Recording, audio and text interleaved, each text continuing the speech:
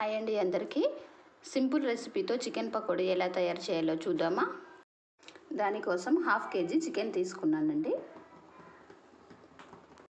పసుపు, ఉప్పు,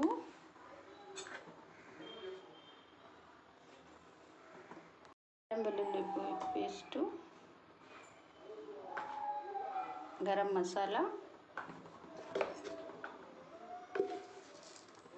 ధనియాల పొడి, కార్న్ఫ్లోర్, శనగపిండి కూడా లేకుండా బియ్యం పిండితో 1 స్పూన్ సరిపోతుందండి.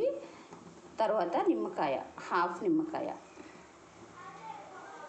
ఇలా మ్యారినేట్ చేసి పెట్టుకోవాలండి.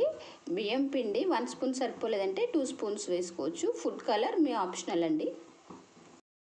మూత పెట్టి ఒక 15 మినిట్స్ ఫ్రిడ్జ్లో పెట్టుకోవాలి.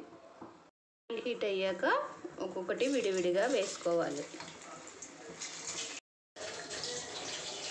చూడండి ఎలా వచ్చిందో. రైస్ ఫ్లోర్తో క్రిస్పీ చికెన్ పకోడీ రెడీ.